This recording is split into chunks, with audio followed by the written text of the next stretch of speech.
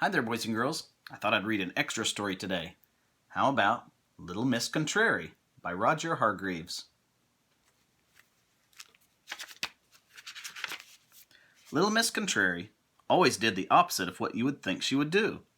For instance, if you asked her to switch on the television, she would switch on the light. For example, if you asked her the time, she would tell you the date, and she always said the opposite of what she meant.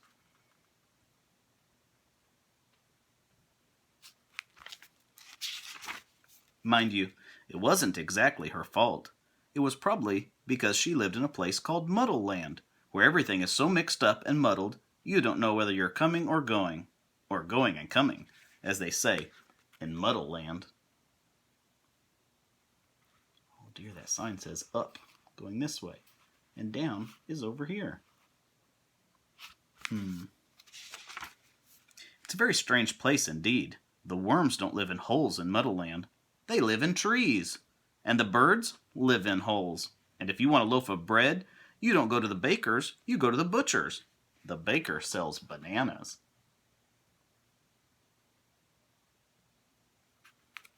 Quite mixed up. One morning, Little Miss Contrary, was having breakfast. Roast beef and Yorkshire pudding. There was a knock at the door. She didn't hear it at first, because it was more of a tap than a knock. Tap, tap, tap. But she did hear it eventually, and went to see who it was.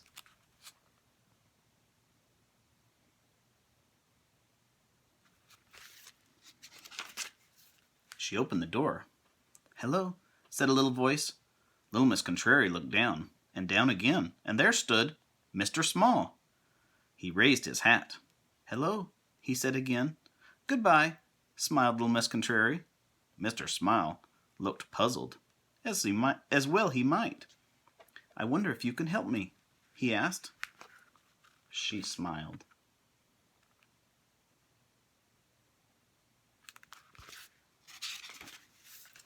"Of course I can't," she said.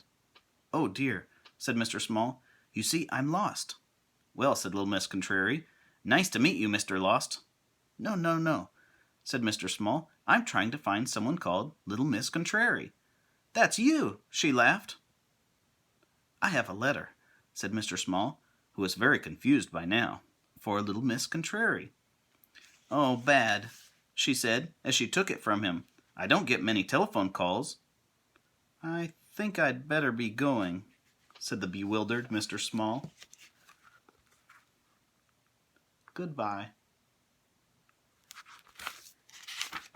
"Hello," said Little Miss Contrary, and she shut the door. Mr. Small went home, shaking his head. The letter was from Mr. Happy, inviting Little Miss Contrary to his birthday party. Mr. Happy had never met Little Miss Contrary, but he had heard about her and thought it would be nice to have her to his party. The invitation was for 3 o'clock on Tuesday, the 14th of March.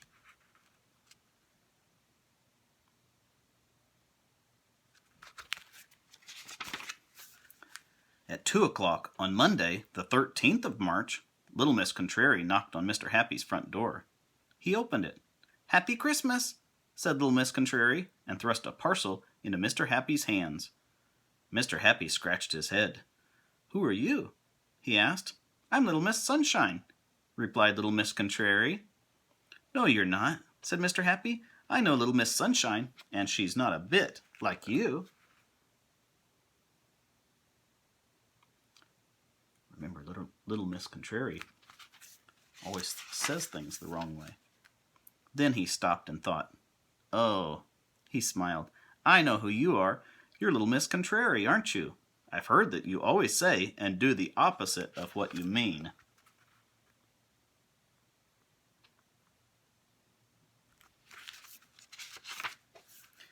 "You'd better come in," said Mr. Happy. "No, thank you," smiled Little Miss Contrary.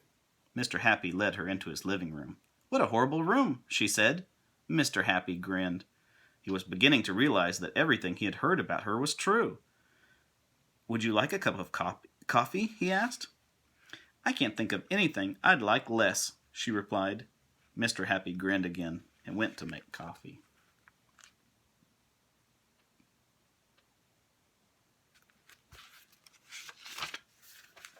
After they had coffee and cake, Mr. Happy took her to see some of his friends.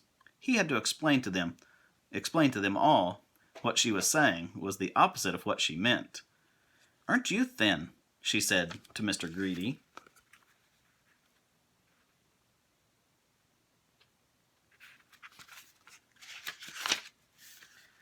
"You have very short arms," she said to Mr. Tickle.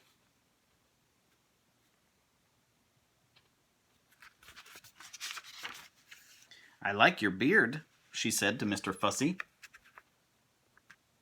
"He doesn't have a beard. He has a mustache." "Well," she said eventually, "thank you for the most perfect afternoon, but now I must go home before it gets light." "Perfect?" asked Mr. Happy. "Perfectly dreadful," she agreed, and off she went. "I say," chuckled Mr. Greedy to Mr. Happy, "you do know some funny people." "You can say that again," laughed Mr. Happy. "You do know some funny people," said Mr. Greedy again. Mr. Happy grinned and went home.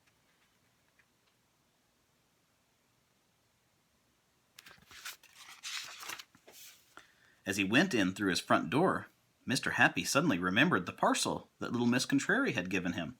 "Oh, good," he thought to himself, "it must be a birthday present." And he hurried to where he had left the parcel and unwrapped it. Inside was indeed a present and a card. He opened the birthday card first. Inside it said, "Many miserable returns of the day." And would you like to know what the present was? I'll tell you. It was a pair of socks. Well, not quite a pair of socks. One sock was white and the other was black. Remember, Little Miss Contrary picked this out. And as Little Miss Contrary would say, that is the beginning of the book. Little Miss Contrary. You may have to go back and watch this video again, because remember, she's always saying things the opposite. Not quite what she means. Hope you enjoyed the story. Bye-bye.